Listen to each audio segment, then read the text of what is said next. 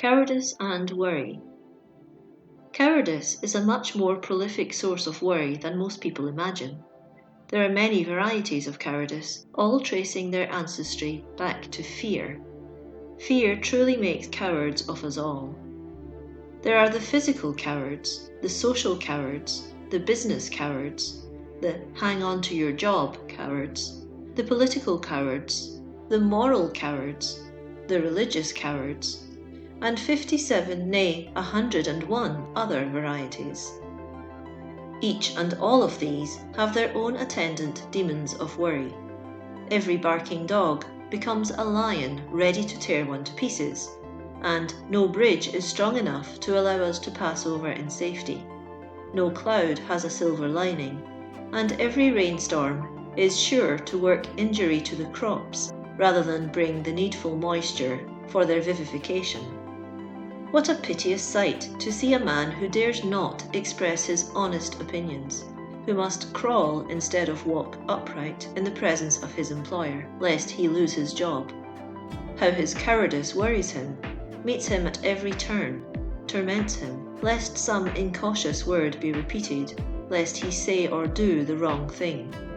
And so long as there are cowards to employ, bully employers will exist.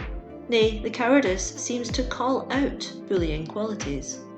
Just as a cur will follow you with barkings and threatening growls if you run from him, and yet turn tail and run when you boldly face him, so with most men, with society, with the world. Flee from them, show your fear of them, and they will harry you.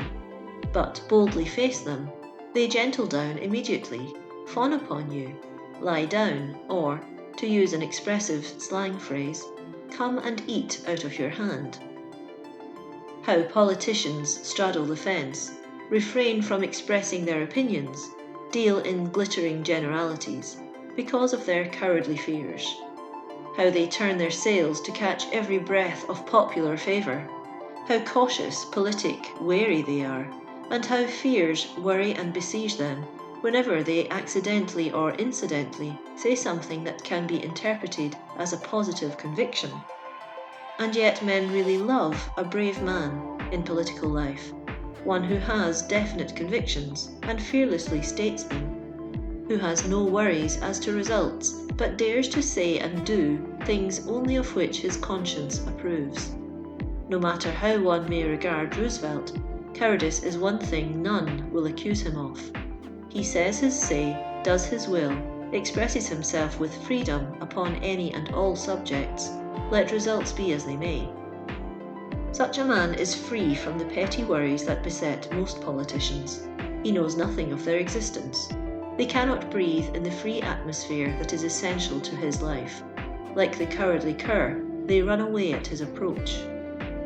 O cowards all, of every kind and degree, quit ye like men.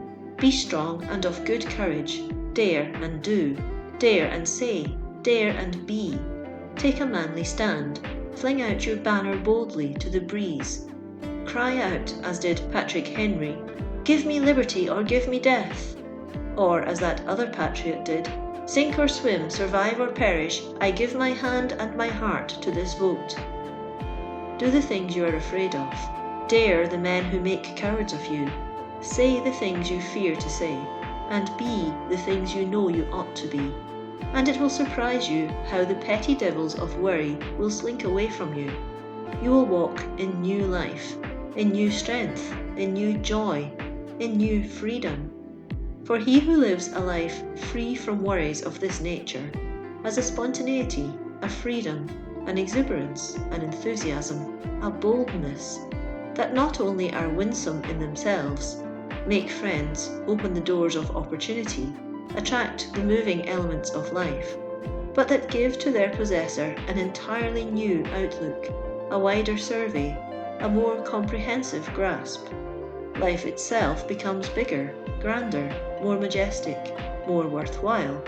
The whole horizon expands, and from being a creature of petty affairs, dabbling in a small way in the stuff of which events are made, he becomes a potent factor, a man, a creator, a god, though in the germ. End of chapter 17.